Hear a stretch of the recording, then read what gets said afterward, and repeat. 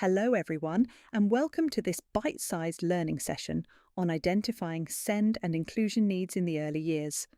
This session is for anyone working with young children, whether you are an experienced nursery practitioner, a childminder working from home, a reception teacher, or a teaching assistant at the start of your early years journey. We know how fast paced early years settings can be. There is rarely time for long explanations or heavy theory. What practitioners need is practical, useful guidance that helps them spot when a child may need extra support and know what to do next. As you work through the webinar, please feel free to pause at any point or come back to it later if needed. The aim of this session is to help you feel more confident about noticing when a child may need additional support, understanding what those needs might look like in practice, and knowing what to do next. This session is not about diagnosing children or rushing to labels. It is about noticing barriers early, responding thoughtfully, and using practical strategies that make a real difference in everyday routines. By the end of the session, we want you to feel clearer about three things. First, what early indicators of need may look like in an EYFS setting. Second, how to think carefully about the difference between individual variation and a possible special educational need. And third, what immediate next steps to take through observation, partnership with parents, and the graduated response. The focus throughout is on practical, inclusive action. In other words, what can we do now to help a child take part, feel understood, and access learning more successfully? When we talk about SEND in the early years, we are talking about children who may need provision that is additional to or different from what is ordinarily available for others of the same age. That means the focus is not just on whether a child has a diagnosis. The focus is on whether they are finding it harder to access play, learning, routines, communication, relationships, or the environment, and whether they need extra support to do so.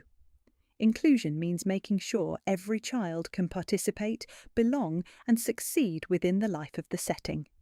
It means we do not expect the child to fit neatly into the environment as it is. Instead, we look at what may need to change in the environment, in our expectations, in our communication, and in our routines. We do not need a formal diagnosis before making helpful changes. If a child is struggling, we can begin by adapting what we do. That might mean simplifying language, adding visuals, reducing sensory load, changing the routine, or offering more support during transitions. So the starting point for inclusive practice is this question: what are the barriers for this child here, and what can we change to reduce them? Early identification matters because the early years are a crucial period for development. Children are learning rapidly across communication, social development, emotional regulation, physical development, and early thinking skills. When a need is identified early, support can be put in place before difficulties become more established. That can reduce frustration for the child, reduce stress for the family, and help prevent gaps from widening over time. Early support can also protect a child's confidence and well-being. If a child is repeatedly finding daily routines difficult, or if they are not able to communicate their needs successfully, that can affect how secure, settled, and included they feel. Identifying need early also helps with transitions. If concerns are recognised in good time, settings can plan more effectively, work in partnership with parents, and make sure useful information follows the child into their next stage of education. The important message here is not that we should worry about every difference, it is that we should not drift. Waiting without observing, planning and reviewing is rarely neutral. Early identification gives us the chance to act in a timely, measured and supportive way. This slide sets out some of the broad indicators that may suggest a child needs additional support. The first area is communication and interaction. This might include difficulty understanding language, expressing needs, joining in with shared attention, using gestures, or engaging in back and forth interaction and play. The second area is cognition and learning. This could look like persistent difficulty learning through everyday play, remembering routines, applying new skills, or making progress despite repetition and support. The third area is social, emotional, and mental health, including self-regulation. This may show up as frequent distress, withdrawal, high levels of anxiety, difficulty settling, difficulty co-regulating with adults, or finding it hard to manage attention and emotions. The fourth area is sensory and physical need. This can include difficulties with movement, coordination, hearing, vision, sensory processing, comfort, access, or managing the demands of the physical environment. It is important to remember that behaviour can be a source of information. When a child bites, throws, runs off, hides, refuses, or becomes highly distressed, we need to ask what they may be communicating. Behaviour is not simply something to stop, it is something to understand. We are not looking for one isolated sign. We are looking for repeated patterns that affect the child's access to play, learning, relationships, and everyday routines. When exploring whether a child may need additional support, we need to ensure we use professional judgment carefully. Development guidance can be very helpful, but it should not be used as a simple tick list. Children do not all develop at the same pace, and they do not develop in a perfectly straight line. Some children show strengths in one area and slower development in another. Some go through bursts of progress and then periods of consolidation. So when we notice a difference, we need to think about the whole child. We should consider things like their health, attendance, opportunities for play and language, how long they have been in the setting, whether they are learning English as an additional language, and what else may be happening in their life. The key question is whether the difficulty is persistent, noticeable across more than one context, and affecting the child's access to learning, play, communication, or relationships. A child being on their own timetable does not automatically mean send, but equally, we should not dismiss concerns when a pattern is clear. Good practice sits in the middle. We notice differences, stay curious, consider the context, and monitor whether the child responds to the support already in place. Let's pause for a quick reflection. Think about your current cohort.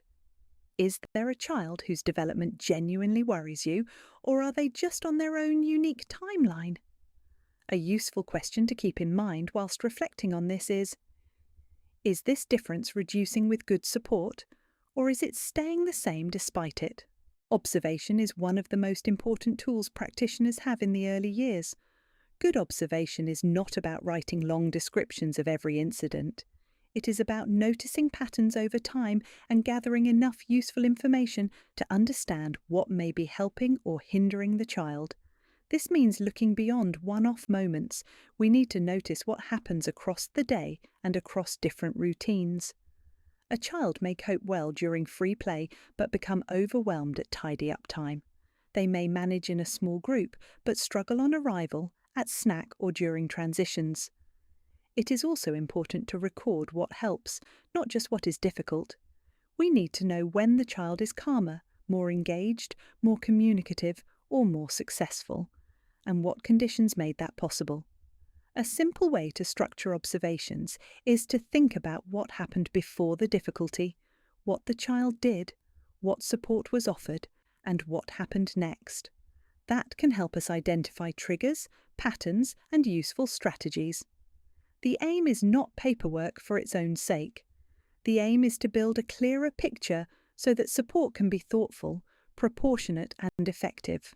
Parents and carers are essential partners in identifying and supporting need. They know their child in a different context over a longer period of time, and they often notice concerns, strengths, and patterns that we would not see in the setting alone. In many cases, early identification is strongest when home and setting join up their observations. When raising concerns, it is important to start with strengths. Talk first about what the child enjoys, what they do well, and what makes them feel secure and engaged. That helps families feel seen and respected, and it makes the conversation more balanced and constructive. When discussing concerns, use clear and sensitive language. Share what you have noticed rather than making assumptions or suggesting diagnoses. For example, you might say that a child is finding it difficult to follow group instructions, or that they seem to become overwhelmed during noisy transitions, rather than naming a condition. Ask families what they notice at home, what helps, and whether the same patterns are seen there. If English is not the family's strongest language, interpretation or support with communication may be needed so that the conversation is fair and fully understood. The goal is partnership. We are not delivering a verdict. We are building a shared understanding and agreeing useful next steps together. When we identify that a child may need support that is additional to or different from what is usually available, we use the graduated response. This is often described as assess, plan, do, review. First, assess. This means gathering what we know. That includes observations, information from parents and carers, relevant background information, and the views of the child where possible. Second, plan. This means agreeing what the priority need is, what support or adjustments we are going to try, and what success will look like. The most helpful targets are usually small, realistic, and specific. Third, do. This is where the agreed support is put into practice consistently as part of everyday provision. It might include visual support, changes to routines, adult modelling, sensory adjustments, co-regulation strategies, or more targeted interaction. Fourth, review. After an agreed period of time, we look at whether the support made a difference. Did the child access the routine more successfully? Were they calmer, more engaged, more independent, or better able to communicate? If the answer is yes, we build on what worked. If not, we adjust the plan and continue the cycle. The graduated response is not just a form to complete. It is an active process of thinking, trying, and reviewing. Before we think about specialist support, it is important to remember that many children benefit from strong universal inclusive practice. Universal support means the everyday things we put in place to make the setting easier to access for all children. This might include predictable routines, visual timetables, clear language, repetition, modelling, support for transitions, sensory awareness, movement opportunities, and emotionally available adults who help children regulate. These are not bolt-on extras, they are part of high-quality early years practice. For some children, these universal approaches will be enough to remove the barrier.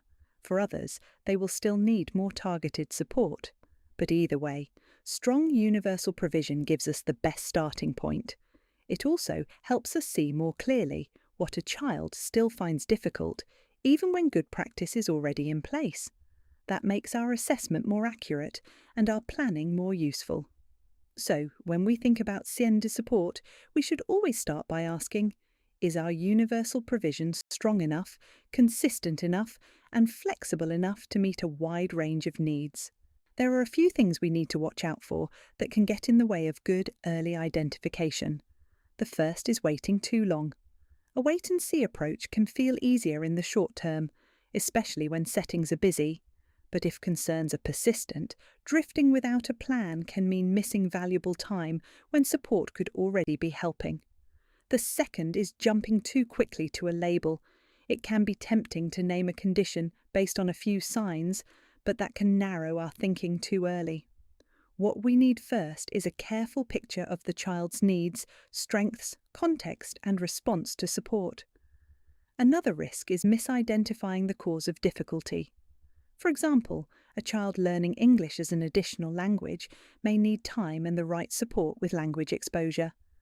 A child with hearing difficulties, poor attendance, recent trauma, or limited previous opportunities may also appear delayed.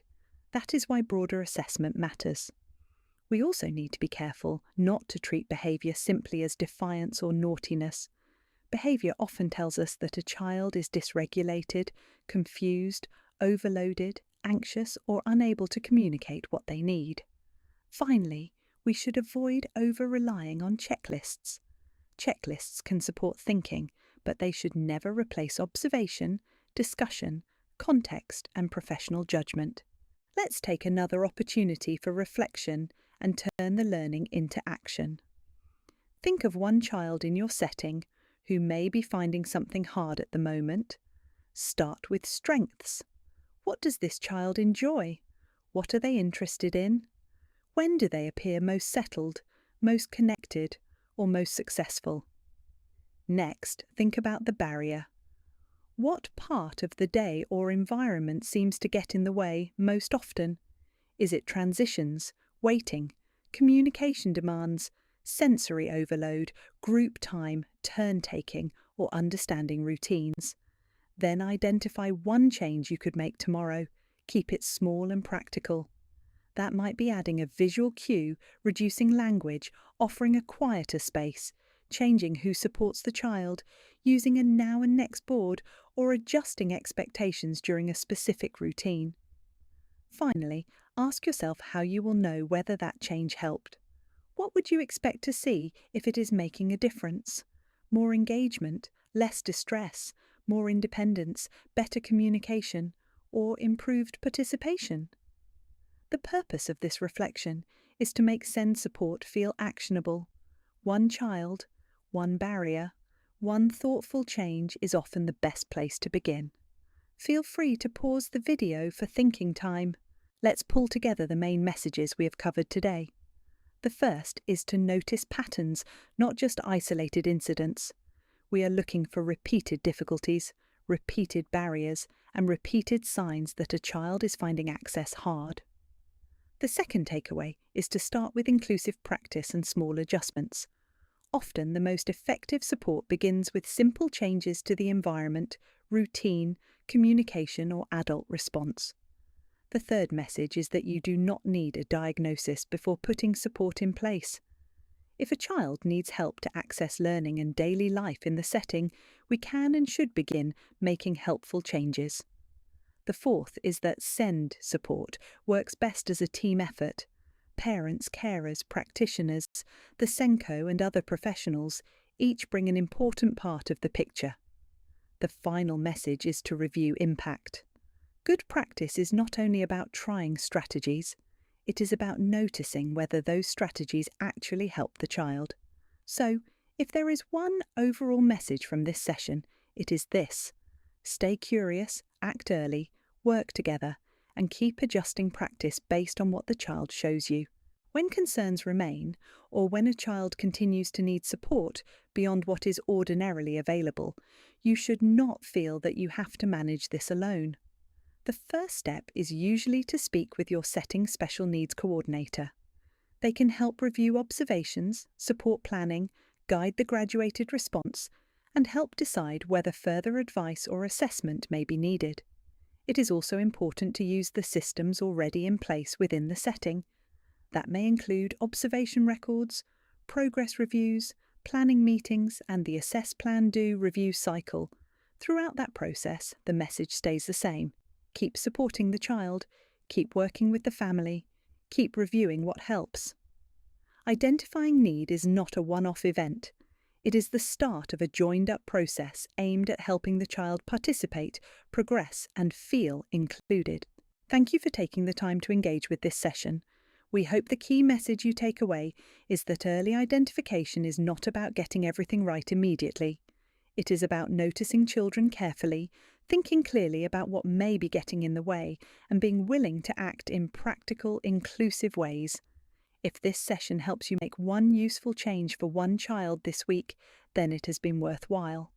As you leave, take one final moment to ask yourself, what is one thing I will do differently in practice after today? That may be observing more purposefully, speaking to a parent sooner, making a small environmental adjustment, or reviewing whether a child's current support is actually helping. Small, thoughtful changes made early can have a significant impact over time.